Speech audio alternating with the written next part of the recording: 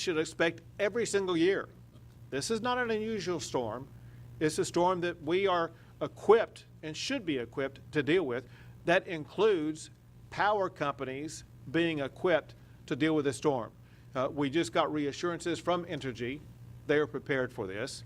And in other regions of the state of Texas, we have received similar reassurances.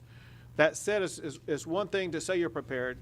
It's another to deliver on that preparation. My expectation, your expectation, is that either no one will lose power, or in the event that power lines get blown down by wind, that power is restored within hours, not within days. Texans should not have to go without power for days on end in response to what should be a relatively minimal storm compared to some other types of storms that Texas has dealt with in the past. Bottom line, Texans need to know that we're doing everything that needs to be done to be fully prepared for this, from the state level, from the local level, to the power level. Now it's time for all of us to deliver. Next, we're going to Judge Brannick. Well, thank you, Governor. We appreciate you, as always, being here, as you've been here during all of our prior natural disasters, some of which have been very significant. I, for one, am extremely appreciative of the state of Texas. Although not with the county at the time, I was here during Hurricane Rita, and after that, while with the county, with Humberto, Gustav, Edward, Ike, Imelda, Harvey. And I've noticed that over the last 20 years, the state's taken a much more holistic approach to emergency preparation, response, and recovery actions. And you know, they have such a great relationship, and have forged relationships with all of the other state agencies and federal agencies that have expedited the supply of needed assets, you know, whether it's search and rescue or debris assistance or housing recovery with the GLO or whatever the case may be. We've seen a much more integrated approach to those response efforts. We've also, in past disasters, had the state advocate on our behalf to receive CDBG disaster recovery money, flood mitigation assistance monies. And so as a result, our drainage systems are much better off today than they were when we had Harvey. Our seawall is being improved because of advocating with our federal counterparts for under the Water Resources Development Act. And so, you know, I can't say enough good about the partnership that we've had and the assistance that y'all have provided, and the communications that we've enjoyed with the state. And I, for one, am deeply appreciative. Also want to say that during Beryl and during other storms where we've had power outages, Entergy Texas has brought to bear all the resources necessary for quick recovery, and we have not experienced the types of episodes that Houston experienced during Beryl with, you know, delays because of inadequate resources brought to bear. Good to hear. Judge? Well, same thing. You know, Judge Brannick always does a really good job of covering all the details, and before I get to, so, but same thing. I just appreciate you coming. I appreciate what the state does. You know, I wasn't here as long as he has been. I've only been in this position for 5 years, and so I'm kind of catching some of the last recent changes that Tatum has done, but I know it's a lot easier and a lot more efficient and effective for us to get stuff from one location. We make one phone call, and then we get a lot of the resources that I think we used to have to chase down to get it. Having, you know, Speaker Phelan as well, Senator Nichols, these folks that we can call and talk to, they always answer the phone. I know sometimes they probably like not to, but they do. We have a huge amount of resources that we have to our availability. My emergency management coordinator, Joel Ordwayne, does a fantastic job. We all coordinate together, all the counties coordinate together in this region because it affects all of us. And even if it doesn't hit us direct, we want to help our neighbors, and we all do that. And so it's just important that we're able to do that now, and that we're able to kind of keep that on track. Again, to our neighbors in Louisiana, we want to, we wish them the best, and our prayers are with them. But we are prepared in Orange County. We're prepared if this thing does make a change. We know that we're ready to go.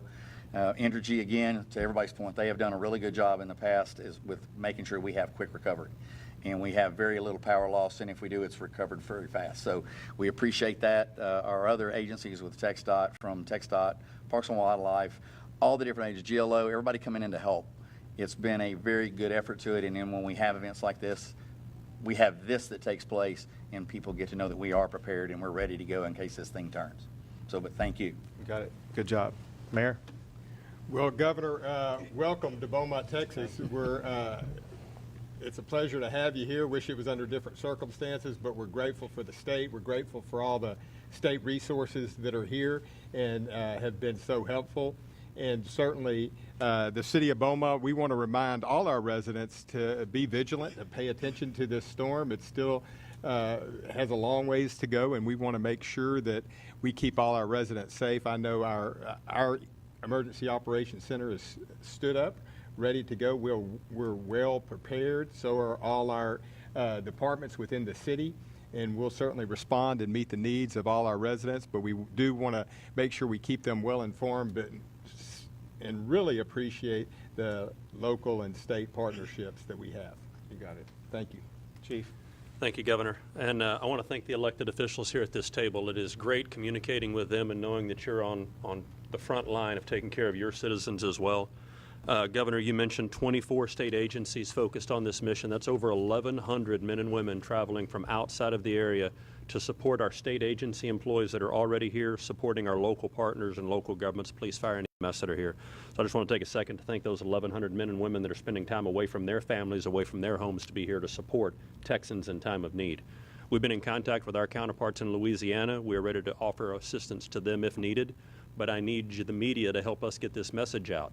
The public should not be lulled into a false sense of security that there will be no impacts to Southeast Texas.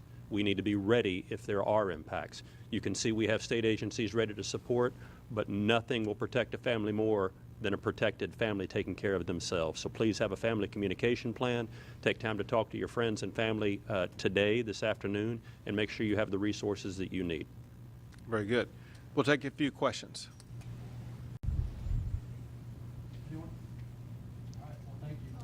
Go for it. I'm wondering, what is this teaching us to be done for like the future of hurricane season? Obviously, we're in the peak now. What will that mean for our population? So listen, this is a drill that we go through to show how prepared we are, regardless of the circumstances. We take serious every storm that could come upon our shore because of the devastation and even death that it can cause. Again, we focus first and foremost on saving lives. We deploy all the assets that Chief Kidd was talking about to make sure that regardless of what's going to happen over the next 48 to 72 hours, Texas and local governments will have all the resources we need to ensure that life is protected in every corner of our state. Then we want to make sure we do everything we can to protect property and to keep power on. And so we constantly work to improve what our response is, learn from past storms, take what we learned from those storms and implement it in response to storms like Francine. Is there anything from the other particular storms that you're using to prepare for your response to this storm? So I missed your first part of your question. Is there any particular storms that you're using as like guidance of what to do for Francine? So listen, we've gone back a long way. Well, one storm that was the biggest was Hurricane Harvey. And what the state of Texas did, we partnered with Texas A&M and Chancellor Sharp, and we literally wrote an entire book on it. how to respond not just to storms like that, but to respond to storms in the future. So we take information like that that's assembled in the aftermath of a storm, turn it into a notebook that is a guide going forward. Then we constantly work to implement that guide going forward, making adjustments along the way as we learn more about better ways to respond. Let me just give you two easy examples. One thing we know that we want to minimize as much as possible is power outages. There are two very effective tools that can easily be implemented that will reduce power outages. One is vegetation removal that could impair power lines. The other is to begin using composite poles as opposed to wood poles, or some other type of strategy that will be able to withstand wind even more. So our power companies are implementing those newer technologies and techniques to make sure that their customers will be far less likely to suffer from power outages. Sure. What resources has the state of Texas already sent to Louisiana? Nothing yet. We have not sent anything yet. We're in communication with them. They know that the resources are available, but Texas' first job is taking care of Texans. Again, I don't want to be any of us lulled into a false sense of security that there will not be impacts in Texas. Once it makes landfall, anything that we have that they need, we'll offer support.